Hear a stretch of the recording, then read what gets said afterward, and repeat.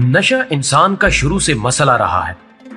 इंसान सरमस्त होना चाहता है, वो दुनिया के दुखों से भागना चाहता है, और नशा वो अमल है जो इंसान के ये दोनों अज़ली मसाइल हल कर देता है। ये अलग बात है कि जब नशेई का नशा टूटता है तो जिंदगी के दुख पहाड़ बनकर उसके सामने खड़े होते हैं। नशा कैसे शुरू हुआ, ये सवाल आज के इंसान को अक्सर सोचने पर मजबूर कर देता है। मैंने आज की इस वीडियो में इस सवाल का जवाब तलाश करने की कोशिश की है। नाज़रीन गिरामी, हारूत मारूत ने शराब को हकीर चीज जानकर मुंह से लगा लिया तो बाबल की ज़ोहरा देवी ने कहकहा लगाकर कहा, नादान फरिश्तों, तुम पर जमीन का जादू चल चुका है। अब तुम कत्ल भी करोगे, बदकारी भी करोगे और मुझे इसमें आजम भी सिखाओगे।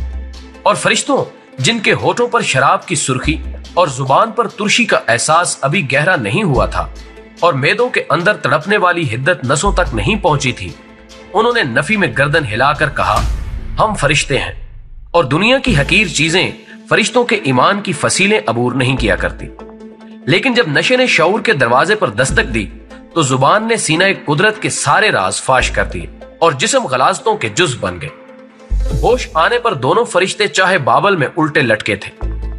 ये अल्लाह ताला की तरफ से उनके लिए सजा थी और रोजे मैशर तक उन्होंने ये सजा भुगतनी थी, क्योंकि ये शराब नोशी की सजा थी जिसे मुंह लगाने के बाद सीनों के सारे राज उबल पड़ते हैं और इखलाकियात की सारी बंदिशें टूट जाती हैं। इंसान अशरफुल मखलूकात की बजाय सिर्फ खता बनकर रह जाता है।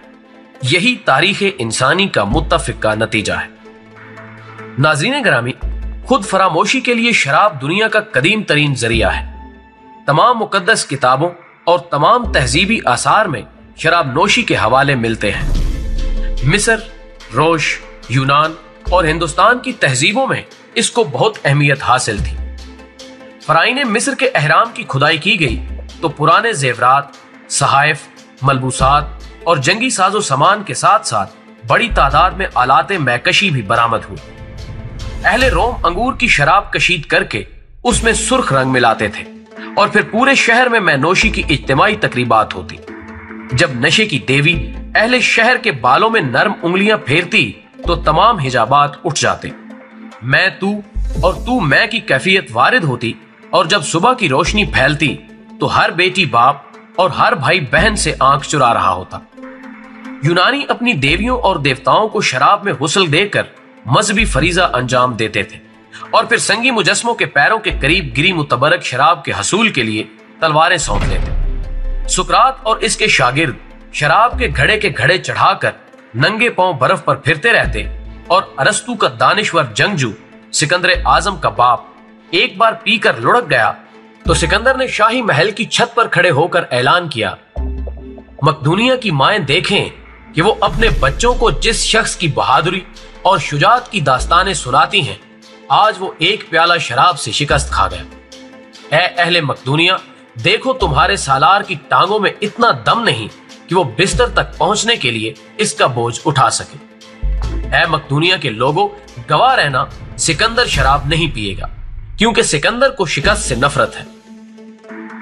जजीरा नुमा अरब के बद्दू मट्टी के प्यालों में बदबूदार शराब डालकर पीते और जब मर्दो जन होशो हवास से बेगाना हो जाते तो कपड़े उतार कर तवाफे काबा में मसरूफ हो जाते, क्योंकि उनकी नजर में इबादत और रियाजत का इससे बड़ा मोतबर जरिया और कोई नहीं था। और हिंदुस्तान में जब चकले शानों और चौड़े जबड़ों वाले आर्याओं के भारी भरकम रथ रुके तो उन पर बड़े बड़े मटकों में सोम रस भी था, जिससे बदबू के भभके उठते थे और उन पर बैठने वाली मक्खियां परवाज का करीना भूल जाती थी। आर्याई लोग जब इन मशकों से सोम रस के प्याले भर भर कर पीते तो उनके तमाम फिक्रो अंदेशे और खौफ कुंद हो जाते। रात की स्याही चांदनी की चादर बन जाती। तेज चुभने वाली गर्म हवाएं नसीमे सहर के झोंकों का रूप धार लेती और हिमालय की सर्द हवाएं अलाव में ढल जाती। मकामी बाशिंदों ने आकाओं के साथ साथ इस मुतबरक मशरूब का भी आगे बढ़कर स्वागत किया। शराब की असर पजीरी वेदों का हिस्सा बन गई। हिंदू मत की पुरानी किताबों में शराब को यह हैसियत हासिल है कि इनमें देवी और देवता शराब के घरों में रहते हैं, शराब ही ओढ़ते और शराब ही बिछा कर सोते हैं और खुश होने की शक्ल में शराब ही की शक्ल में इनामो इकराम से नवाजते हैं। हिंदुस्तान के मुगल शहनशाहों में भी शराब बहुत मकबूल थी। ज़हीरुद्दीन बाबर बला का मैनोश था। इसके लिए समरकंद से शराब दरामद की जाती थी, जो समरकंद के मखसूस अंगूरों से कशीद की जाती थी।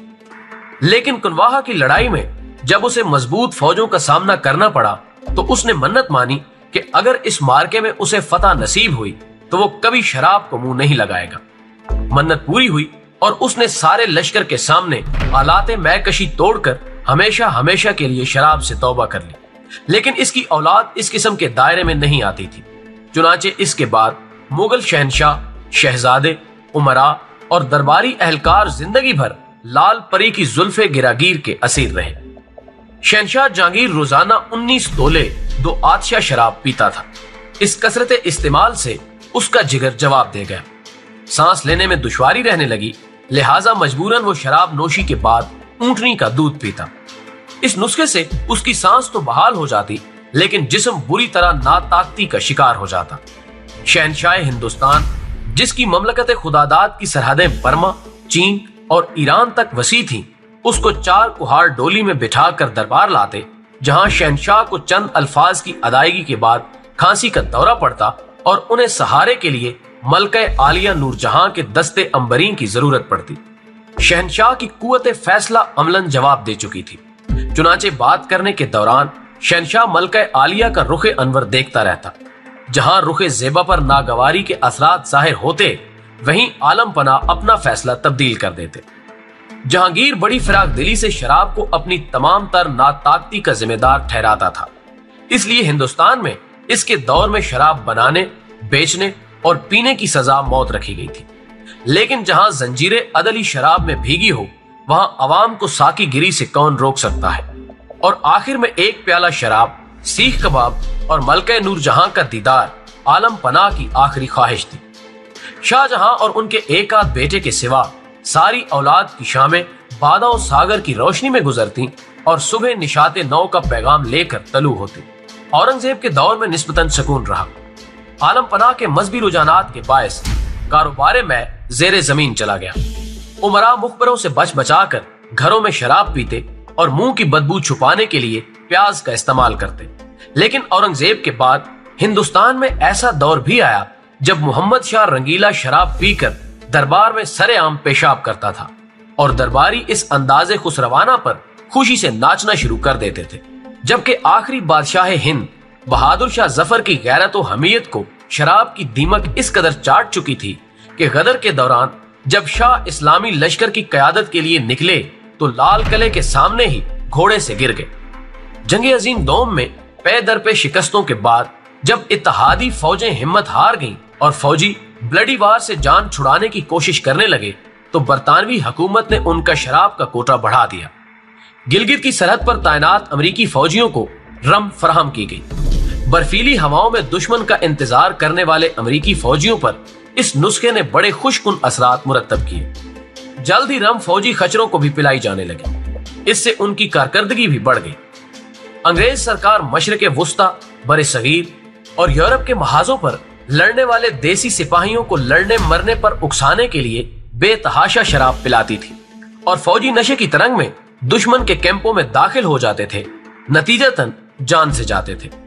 यह तजुर्बा ज्यादा अरसे तक कामयाब न रहा क्योंकि कसरत शराब नोशी और खुराक की कमी के बायस बहुत जल्द फौजों की कुव्वत मुदाफियत जवाब दे गई। सांस की बीमारी और नमूनिये के हमले होने लगे।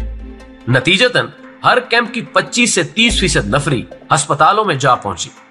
मजबूरन जंग के आखिर में शराब के कोटे में तखफीफ करना पड़ी और सर्द इलाकों के फौजी ठिकानों पर रम की तरसील अमलन रोक दी गई। इस इकदाम से फौजियों में मजीद बेदिली फैली।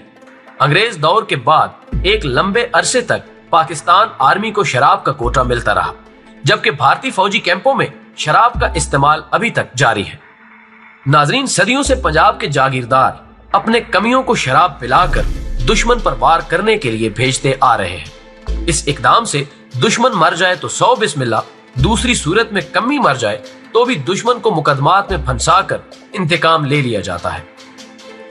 सिख भी बाहम लड़ाई झगड़ों से पहले दिमाग गर्म करने के लिए इज्तिमाई शराब पीते थे। जटियां प्याले भर भर कर गबरू जवानों को पिलाती जाती और साथ ढोल पीट पीट कर बहादुरी और शुजात के गीत गाती जाती। इस अमल से सिख जत्थों का दिमाग मजीद सरदाराना हो जाता और फिर वो घुमसान का रन पड़ता कि अल्लाह की पनाह, किसी का बाजू सलामत नहीं तो किसी की टांग गायब। कोई वहीं मैदाने कारजार में जान दे गया और कोई घर पहुंचकर जख्मों की ताब न लाकर चल बसा। गर्ज पंजाब के सिखों की तमाम तर बहादुरी शराब के मरहूने मिन्नत थी। शराब के बाद पोस्ट दुनिया का दूसरा बड़ा नशा है। नाज़रीन, हम अगले हिस्से में पोस्ट और इसकी बनी दीगर प्रोडक्ट्स के बारे में जिक्र करेंगे।